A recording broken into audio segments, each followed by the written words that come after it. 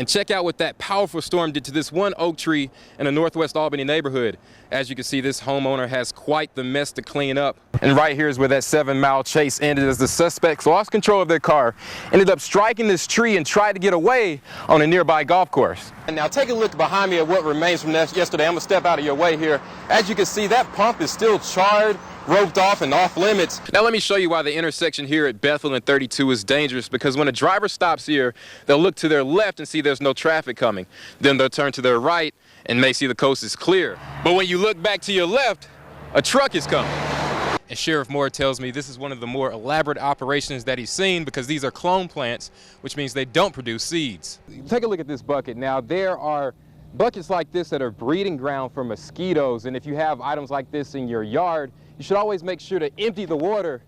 Search crews have been on the ground and in the air today trying to find a man who fell from a hot air balloon in Ben Hill County last night. Too bad for the Albany boys. They had a good season in Crisp County as well. Yeah, it's so sad to, I used to play ball in high school, and it always hurts. It always hurts. It hurts.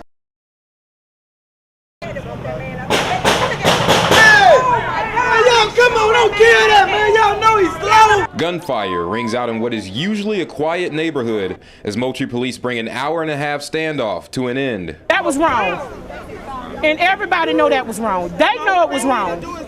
They can say what they want to say, but I know that was wrong. As crowds gathered to watch, many now want to know why police opened fire on 51-year-old Walter Wayne Peterson. Yeah, that was an unjustifiable murder. It was unjustifiable. And the people around me can justify that, you know what I'm saying? Neighbors say it all started at this convenience store when Peterson felt he was shortchanged by the cashier.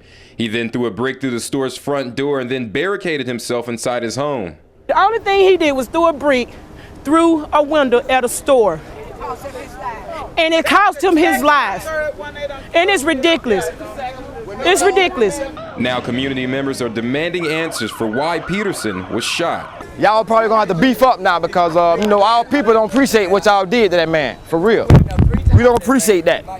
Moultrie PD says this case is still under investigation and has yet to release any details. Many of Peterson's family members and neighbors who are now left in mourning now want an explanation soon. Take a look at cell phone video shot by onlookers as Georgia State Patrol troopers arrest 4 armed robbery suspects. There ain't no telling how many people they've already done that to. They needed to be stopped. It all started Sunday when Mike Griffin said he was sitting in his car with a friend at the Holiday Market store on Old Coffee Road in Nashville. That's when Griffin says 2 men jumped in the backseat of his car, pulled out guns, and demanded money. This is like this, and digs a pistol in, and I grab it, and then I let go when his friend says he's going to shoot my friend.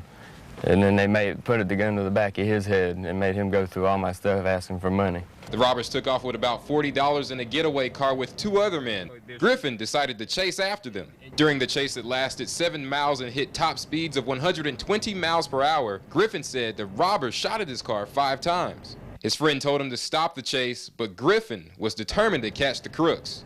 My friend told me I should, but I still didn't. Why did you feel the need to let off? I was on the phone with the law, and I was making sure that they got what they deserved. And right here is where that 7-mile chase ended, as the suspects lost control of their car, ended up striking this tree and tried to get away on a nearby golf course. That's when troopers took down the 4 suspects after the brief foot chase. Griffin says he's no hero, but he had to do what he felt was right. I was just trying to stop them. Would you do it again? Yeah, I would do it again. Even if I saw him do it to somebody else, I would still chase him down. Although he prays he never has to again. In Nashville, Ashton, Pellom, WALB News 10. Well, Don, some residents we talked to today said those sidewalks are needed, but right now the construction is a little bit inconvenient for you. Now, let me move out the way and take a look at just one of many driveways that are blocked off by this construction. Now, we talked to other residents and neighbors, and they said they don't think these sidewalks will be used by many people. And as you are about to see, we caught one driver who got stuck in a sticky situation while trying to drive through this construction. This is the last thing Evelyn Polk would have expected as she tried to turn onto Isabella Street in Sylvester. They ain't had no sign up here saying I couldn't come through here. Ain't no blocks or nothing up here saying I couldn't come through. I just come on through. And then your car got stuck. And it fell out in this hole. And she's not the only person wondering why sidewalks and parking spaces are coming to Isabella Street. It's going to be beautiful, I'm sure, but I just can't see somebody coming in, just parking and walking up and down a short strip of street, you know? Karen Rao says the $1 million project could have been better thought out. I just can't see it. I could be wrong, you know, maybe, I hope I'm wrong, you know, but I just can't see now that there are going to be parking lots, people coming and using them just to park and walk. Some residents we talked to today said this project has been an inconvenience because they can't access their driveway as they normally do, but they say it'll be worth it in the end. Actually, we got input from the neighborhood there, and actually that was the design the folks that lived on that street picked. Sylvester Mayor Bill Yurta says benefits of the project are endless, especially safety for pedestrians. We looked at studies that narrowing the streets would actually calm the traffic, slow the traffic in that area also, which would be a benefit. Still, some just don't see it that way. I don't see a lot of people walking on that road there. I think the city's wasting their money when they could be fixing the roads with it. The project will be completed in the next couple of months, but drivers like Polk hope sooner than later. Now, some people were kind of upset that a couple of oak trees had to be cut down for this project, but we talked to the mayor and he said those trees were either diseased or dying, so they had to come down as a safety precaution.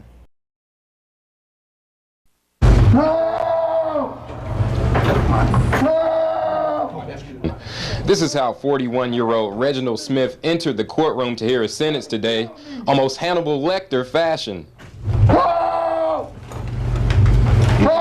Not only bound and gagged, but with a motorcycle helmet placed over his head to muffle his yelling. Smith, who was convicted of offenses. He screamed and yelled during the whole 20 minutes of his hearing. They trying to kill me! Smith, they trying to kill me! Smith was sentenced to 10 years in prison with another 10 on probation for aggravated assault of an officer after running from police and then pointing a gun at an officer. Ain't do nothing! Like it ain't do nothing! Smith's uncle, Lewis Thomas, stood before the court and tried to convince Judge Willie Lockett that Smith is a good person. And I don't know what's going on like this. I mean, it hurts me to see him. I didn't even know he was here until I saw him on TV. Smith had to be restrained as his uncle tried to make sense of his nephew. That's not Reginald. Something wrong. Prosecutor Matt Breeden says the time fits the crime and Smith's behavior didn't help his case. It only hurt it.